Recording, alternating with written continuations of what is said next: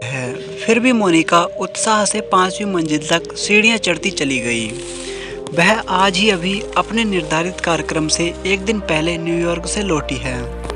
बहुत ज़्यादा उत्साह है में, इसलिए तो उसने आरव को बताया ही नहीं कि वह लौट रही है। उसे चौंका देगी। वह जानती है कि आरव उसे बाहों में उठा लेगा और गोल गोल चक्कर लगाता चिल्ला उठेगा, इतनी जल्दी आ गई तुम। उसकी नीली भूरी आंखें मारे प्रसन्नता के चमक उठेंगी। इन्हीं आंखों की चमक में अपने आप को डुबो देना चाहती है मोनिका, और इसलिए उसने आरव को बताई नहीं कि वह लौट रही है। उसे मालूम है कि आरव की नाइट शिफ्ट चल रही है, इसलिए वह अभी घर पर ही होगा, और इसलिए वह एयरपोर्ट से सीधे उसके घर ही चली आई।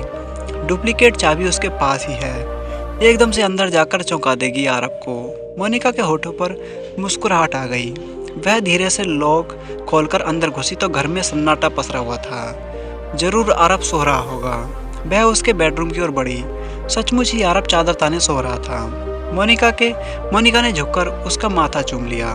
ओ dear Alisha, I love you कहते हुए आंखें बंद की ही आरव ने उसे अपने ऊपर खींच लिया। लेकिन अलीशा सुनते ही मोनिका को जैसे बिजली का करंट सा लगा। वह छिटक पड़ी। मैं हूँ मोनिका कहती उसने लाइट जला दी, लेकिन लाइट जलते ही वह स्तब्ध हो गई। आरव की सच्चाई बेहद घृणित रूप में उसने सामने थी। जिस रूप में आरव और अलीशा वहाँ थे, उससे यह समझना तनिक भी मुश्किल नहीं था कि उस कमरे में क्या हो रहा था। मोनिका भौचक्की रह गई। उसने सपने में भी नहीं सोचा था कि उसे अपने जीवन में ऐसा दृश्य देखना पड़ेगा। आरव को दिलो जान से चाहा है उसने। उसके साथ जीवन बिताने और एक सुंदर प्यारी सी गृहस्थी का सपना देखा है, जहाँ सिर्फ और सिर्फ खुशियाँ ही होंगी, प्यार ही होगा। लेकिन आरव ऐसा कुछ भी कर सकता है तो यह उस सपने में भी नहीं सोच पाई थी। पर सच्चाई उसके सामने थी। इस आदमी ने उससे प्यार नहीं किया। इस गंदे आदमी से घृणा से उसकी देह कंपकपा उठी। अपने नीचे गिरे पर्स को उठाकर वह आरव के फ्लैट की चाबी वहीं पटक कर बाहर निकल आई। खुली हवा में आकर उसे लगा कि बहुत देर से उसकी सांस रुकी हुई थी। उसका सिर घूम रहा था। उसे मितली सी आ रही थी, लेकिन उसने अपने आप को संभाला। लंबी लंबी सांसें ली। तभी आरव के फ्लैट का दरवाजा खुला और आरव की धीमी आवाज आई, मोनिका प्लीज मेरी बात सुनो। आई एम सॉरी यार। लेकिन जब तक मोनिका के पास पहुंचता, वह लिफ्ट में अंदर जा चुकी थी। इत्तेफाक से नीचे वाली टैक्सी वाला वहीं खड़ा था जिससे वह एयरपोर्ट से यहाँ आई थी। टैक्सी में बैठकर उसने संयत होते हुए अपने घर का पता बता दिया। टैक्सी ड्राइवर बातूनी टाइप का था। पूछ बैठा, क्या हुआ मैडम, आप इतनी जल्दी वापस आ गई? मैं तो अभी अपनी गाड़ी साफ ही कर रहा था। जिससे मिलना था वह घर पर नहीं था, मोनिका ने कहा, लेकिन आवाज़ कहीं उसके गले में ही फंस रह गई। ड्राइवर ने गियर व्यू मिरर से उसको देखा, फिर खामोश रह गया। अच्छा हुआ कि वह खामोश रह गया, वरना पता नहीं मोनिका कैसे रिएक्ट करती। उसकी आंखों में आंसू थे, लेकिन दिमाग गुस्से से फटा जा रहा था। क्या करे वह? आरव ने कई बार उससे कहा था कि आजकल सच्चा प्यार कहाँ होता है। प्यार की तो परिभाषा ही बदल चुकी है। आज सब कुछ फिजिकल हो चुका है। लेकिन मोनिका ने कभी स्वीकार नहीं किया कि इस बात को। वह कहती थी कि जो फिजिकल होता है वह प्यार नहीं होता। कम से कम सच्चा प्यार तो नहीं ही होता। प्यार तो हर दुनियावी चीज में से परे होता है। आरव उसकी बातों पर ठाका लगाकर हंस देता था और कहता था कि कम ऑन आर, किस जमाने की बात कर रही हो तुम? अब शरत चंद के उपन्यास के देवदास टाइप का प्यार कहाँ होता है? आरव के तर्कों की वह मजाक समझती थी। सोचती थी कि वह उसे चिढ़ा रहा है, छेड़ रहा है, लेकिन वह तो अपने दिल की बात बता रहा होता था। अपनी सोच को उसके सामने रखा होता था और वह समझती ही नहीं। उसकी सोच उसके तो कभी सिद्धांत के रूप में उसके सामने आएंगे, इसकी तो कभी कल्पना नहीं की थी। लेकिन वास्तविकता तो यही है कि सच्चाई की उसके सामने थी और अब हर हाल में उसे इस सच्चाई का सामना करना था। मोनिका का यूं गुमसुम रहना और सारे वक्त घर में पड़े रहना उसके डैडी शशिकांत से तो छिपा नहीं था। आज उन्होंने ठान ही लिया था कि मोनिका से सच्चाई जानकारी लेनी है कि आखिर उसे हुआ क्या है, और कुछ भी करके उसके जीवन की रफ्तार में लाना ही है। वे मोनिका माय डार्लिंग चाइल्ड आवाज़ देते उसके कमरे में घुसे तो हमेशा की तरह गुड मॉर्निंग डैडी कहते हुए मोनिका उनके गले से नहीं झूली। सिर्फ वह बूझी सी आवाज में बोली, good morning daddy. Good morning dear, कैसा है मेरा बच्चा? शशिकांत बोले। ओके डैडी, मोनिका ने जवाब दिया। शशिकांत और उनकी दुलारी बिटिया के बीच हमेशा ऐसी ही बातें होती थी। जोश उत्साह से बाप बेटी खूब मस्ती करते थे, लेकिन आज वैसा कुछ भी नहीं है। शशिकांत जानबूझकर हाथ में पकड़े सिगार से लंबा कस लगाते रहे, लेकिन मोनिका की तो ये कोई रिएक्शन नहीं आया। हमेशा की तरह डैडी नो स्मोकिंग प्लीज चिल्लाकर नहीं बोली वह। शशिकांत ने खुद ही सिगार बुझाकर साइड टेबल पर रख दिया। मोनिका अब भी चुप थी। आर यू ओके बेटा? शशिकांत ने फिर पूछा। यस डैडी, कहती मोनिका उनके कंधों से लग गई। मन में कुछ तय करते शशिकांत बोले, ठीक है, फिर देख असाइनमेंट के लिए परसों टोरंटो जाना है, तैयारी कर लो। लेकिन डैडी, मोनिका हकलाई।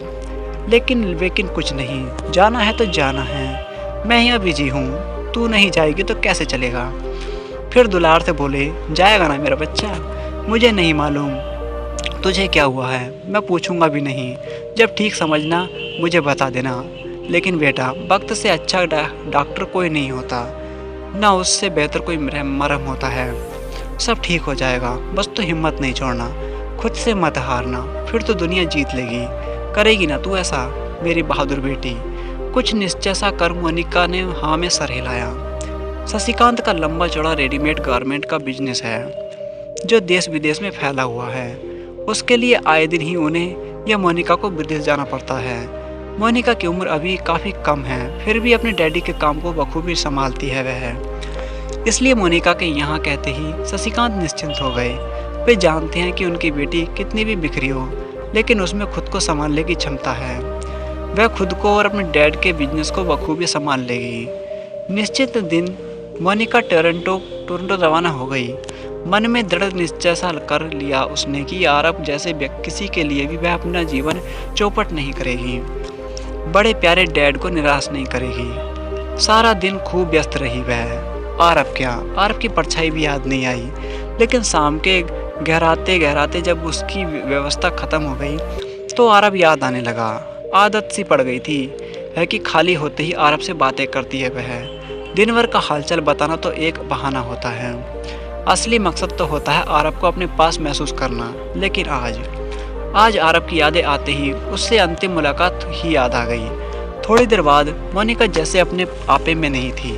वह कहाँ है, क्या कर रही है, उसे कुछ भी होश नहीं था। सिर्फ और सिर्फ अरब और अलीशा की तस्वीर उसकी आंखों के सामने घूम रही थी। उसे अपनी हालत की तनिक भी भाव नहीं थी कि वह होटल के बारे में बैठी क्या कर रही है, और यह स्मार्ट सा कनाडियाई लड़का उसके बगल में बैठा उसे क्यों घूर रहा है। फिर अचानक ही उसने मोनिका का हाथ पकड़ लिया और बोला, may I help you, any problem? Monika जैसे होश में आई। अरे उसकी आंखों से तो आंसू झर रहे हैं। शायद इसलिए उस लड़के ने मदद की पेशकश कर दी होगी। फिर उसने अपना गिलास मोनिका की ओर बढ़ा दिया, जिसे बिना कुछ सोचे समझे मोनिका पी गई। बदला लेना है उसे अरब से। उसने जो किया उससे 100 गुना बेवफाई कर के दिखा देगी। कनाडाई लड़का एक के बाद एक भरे गिलास उसकी ओर बढ़ाता रहा और वह गटागट पीती रही। फिर उसे होश नहीं रहा। थोड़ी देर बाद समली तो अपने रूम में लौटी।